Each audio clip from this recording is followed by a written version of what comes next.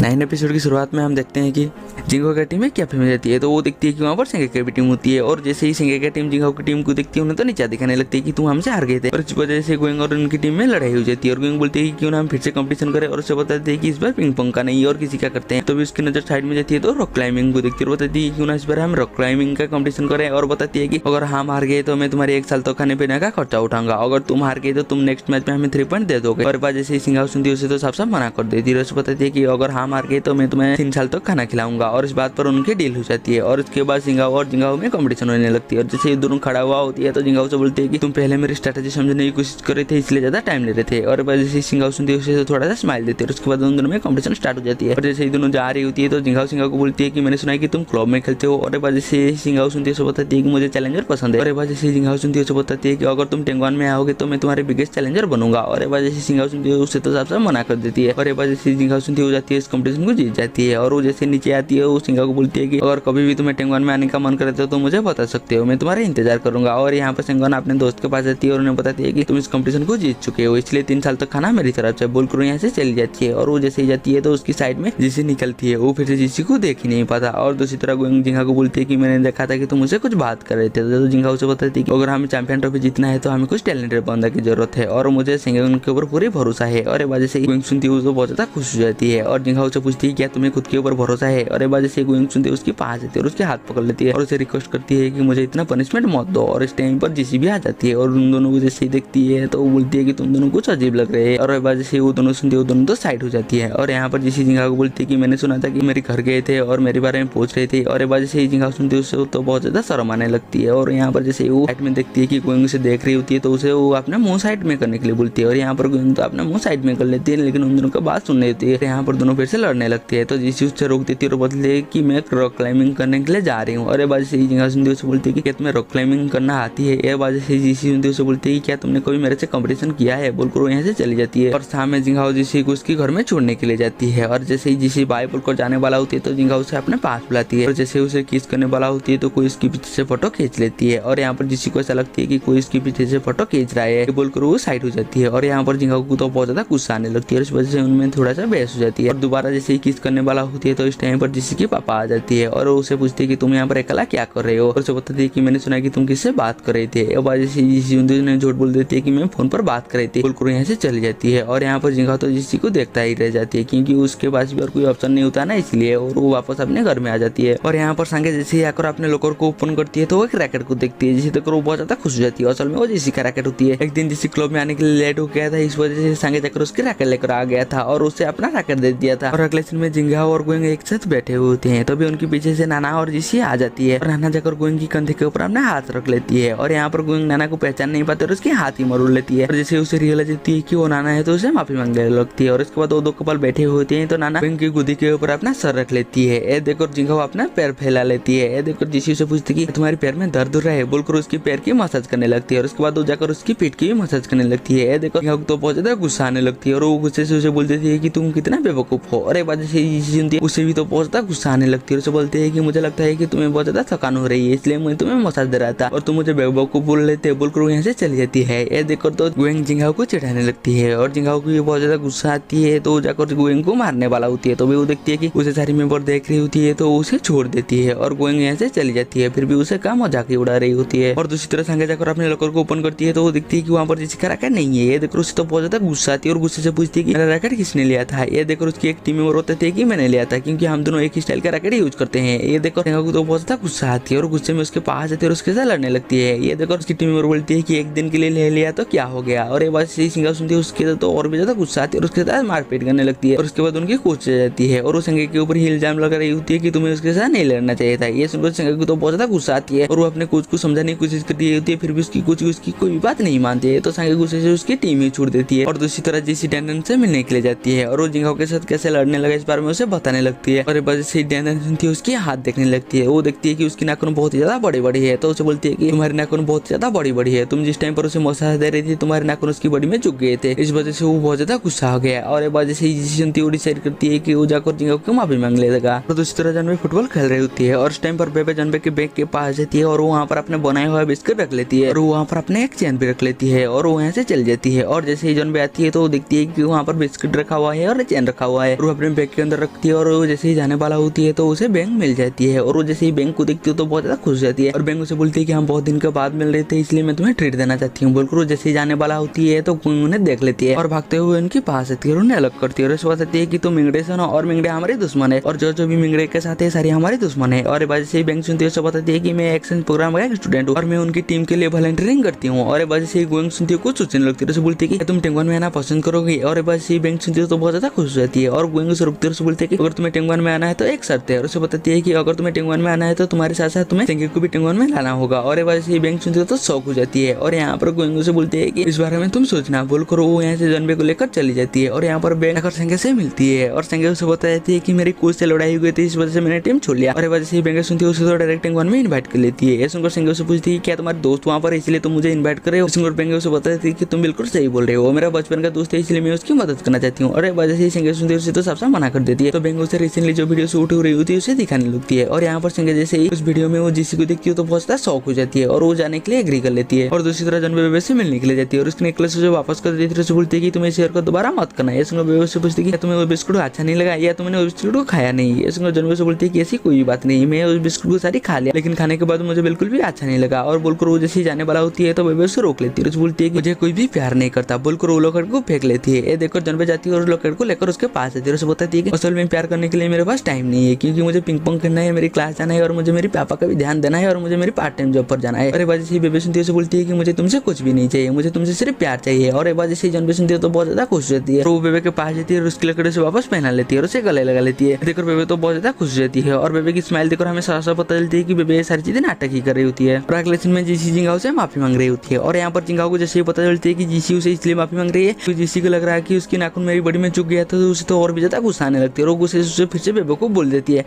GC उसे तो बहुत ज्यादा गुस्सा आती है और वहीं से जाने लगती है। तो जिंगाओ उसके हाथ पकड़ लेती है और वो अपनी तरह से खींचने लगती है तो वो आकर में बैठ जाती है। देखकर उसे बताती है कि मैं उस टाइम पर ये चाहता था। और एक बार से जीसी सुनती है तो बहुत ज्यादा खुश जाती है, बोलती है कि इसके बाद हम कभी भी नहीं लड़ेंगे। ये सुनकर तो जिंगाओ भी और भी ज्यादा खुश जाती है। यहाँ पर जीसी से बोलती है कि मुझे तुमसे कुछ काम है। और एक बार से जिंगाओ सुनती है तो बहुत ज्यादा खुश जाती है और उसे पूछती है क्या है। जीसी उसे बताती है कि मैं एक दिन क्लास मिस कर दिया था, इस वजह से मेरे 5 मार्क कट गए थे। और उसे बताती है कि मेरे टीचर ने बोला है कि जो भी जिंगा को मॉडल की तरह अपने क्लासरूम में लेकर आएगा उसे एक्स्ट्रा 5 मार्क मिलेगा, अगर वो 5 मार्क मुझे नहीं मिला तो मैं फेल हो जाऊंगा। और वजह से जिंगा को पता चलती है कि जीसी उसे एक मॉडल की तरह यूज करने वाला होती है तो बहुत ज्यादा गुस्सा आती है और वो गुस्से से यहाँ से चल जाती है। और अगले दिन में जिंगा अपने क्लब में होती है और सारे मेंबर को बता रही होती है कि हमारे क्लब में और एक न्यू मेंबर आने वाला है। तो अभी सिंगा आ जाती है और सारी मेंबर को इंट्रोड्यूस कराती है कि ये हमारे क्लब का न्यू मेंबर है। और यहाँ पर जीसी से सिंगा को देखती है तो सब पहचान जाती है। गोइंग उसे पूछती है क्या तुम उसे जानते हो, तो जीसी बता देती है कि हम दोनों क्लब में एक साथ खेलते थे। और यहाँ पर सारे मेंबर को बताती है कि मेरी इसमें आने के 2 ही रीजन है, बताती है कि इस टीम का कैप्टन बना है और वो जीसी की तरह उंगली बढ़ाकर बताती है कि उसी लड़की का बॉयफ्रेंड बना है। और यहाँ पर जीसी ऐसे ही देखती है कि वो उसकी तरह उंगली बढ़ाकर बोल रही होती है कि मेरा बॉयफ्रेंड बना है तो पूरी तरह से शॉक हो जाती है। और यहीं पर हमारी एपिसोड खत्म हो जाती है। हम मिलेंगे जल्दी नेक्स्ट एपिसोड में।